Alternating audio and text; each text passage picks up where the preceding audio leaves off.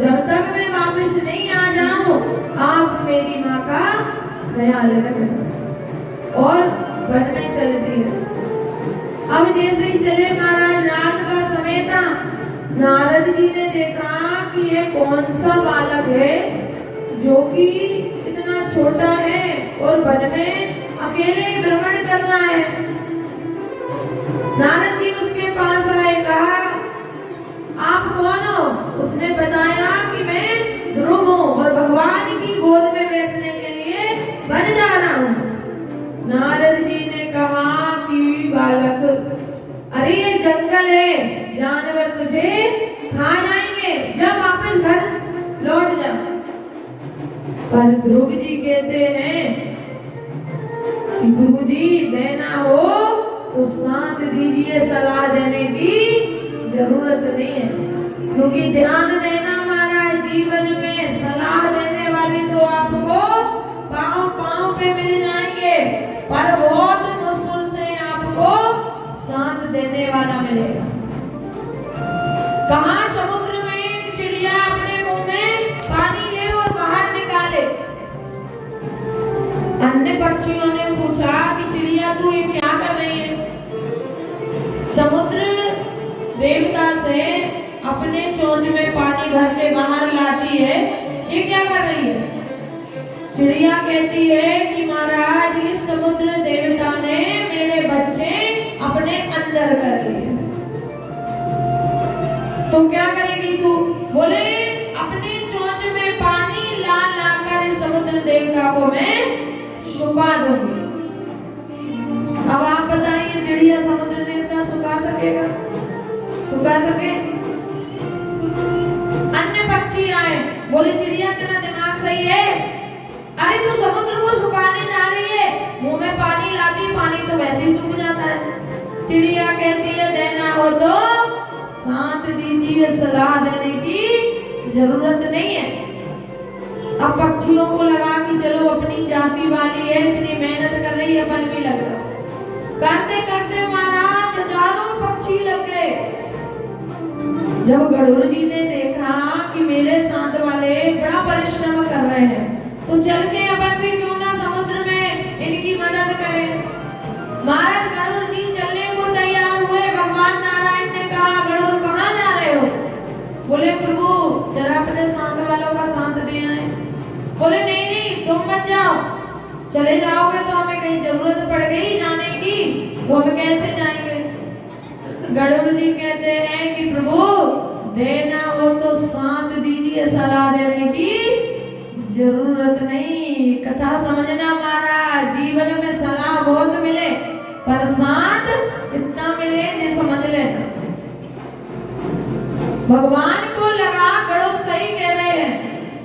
भगवान ने कहा चलो गरुड़ हम तुम्हारे साथ चलते हैं, देखते हैं समुद्र कैसे नहीं सूखता। जैसे नारायण गरुड़ पर सवार हुए, समुद्र देवता को पता पड़ा कि भगवान आने वाले हैं।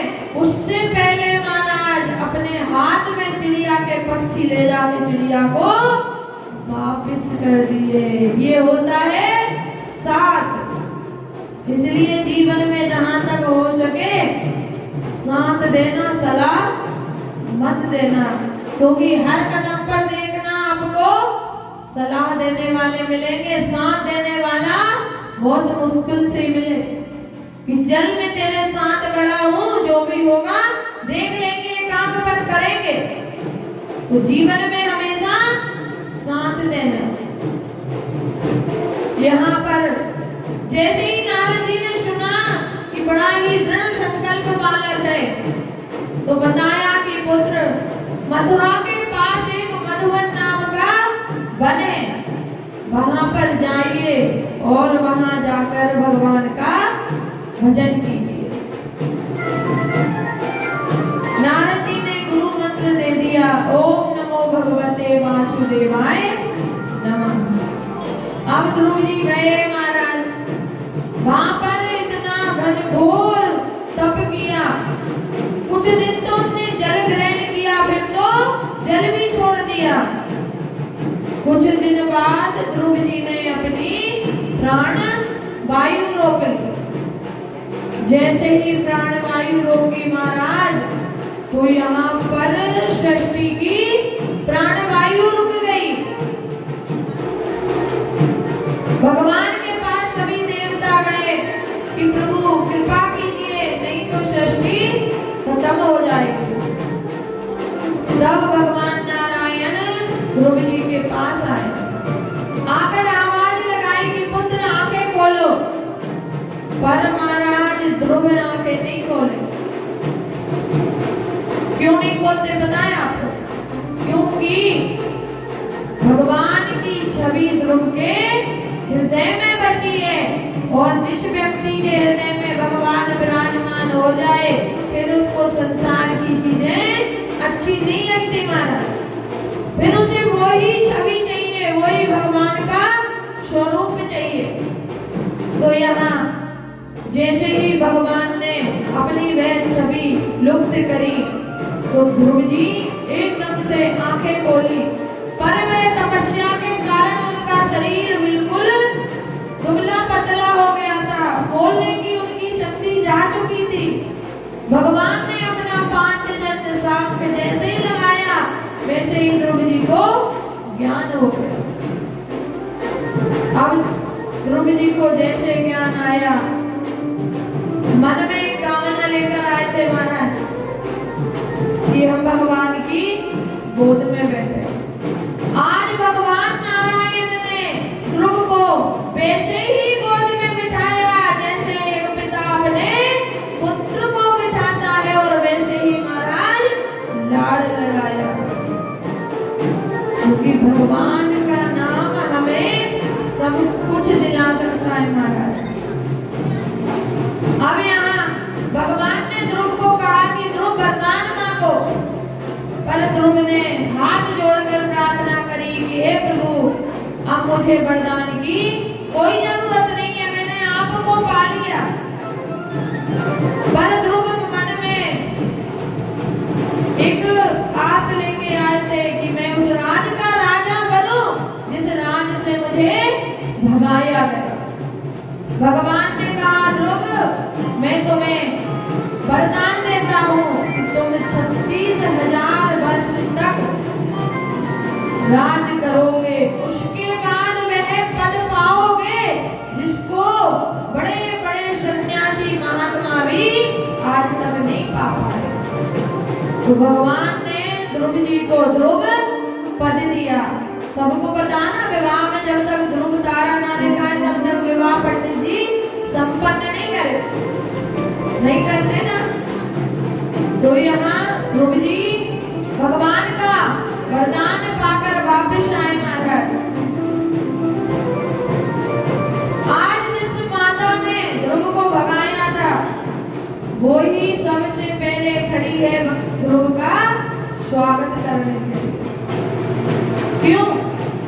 इसलिए मैं कहती हूँ महाराज, जीवन में भगवान को ले आओ, आपको मान प्रतिष्ठा धन सब कुछ अपने आप मिल जाएगा अगर ठाकुर जी आपके जीवन में आ गए तो। ये निश्चित रखना, क्योंकि अधिकतर हम धन के पीछे भागे। जिस दिन से हमने भगवान के पीछे भागना शुरू कर दिया तो धन तो हमें अपने आप मिल जाएगा। ध्रुव जी राज में आए हैं, उनका खूब स्वागत हुआ। राजा उत्तानपाद अनेकों दिन तक राज किया। उसके पश्चात महाराज ध्रुव को राजा बना के स्वयं जंगल चले गए। अब ध्रुव जी ने 36,000 वर्ष तक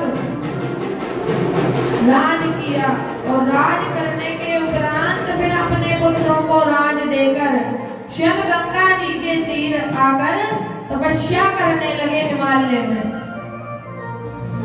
अनेकों दिन तक तप किया। एक दिन की बात कि ध्रुव के सामने भगवान के पार्षद रथ लेकर आए। ध्रुव को कहा चलिए आपको आपके धाम जाना है। ध्रुव चलने लगे महाराज, तो इतने में यमराज प्रकट हो गए। कहने लगे आज तक कोई भी इस शरीर से परम धाम नहीं गया। देखो भगवान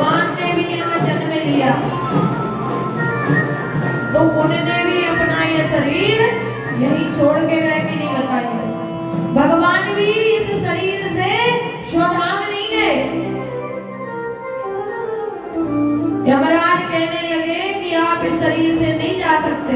ध्रुव जी ने कहा महाराज आपका शरीर ले लीजिए। जैसे ही कहा तो यमराज ने अपना सर नीचे किया और कहा ध्रुव मेरे सर पर पांव रख के आप रथ में चढ़ जाइए, क्योंकि एक भक्त को महाराज कोई रोक नहीं सकता। वृंदावन बिहारी लाल की जय। थोड़ी देर संकीर्तन।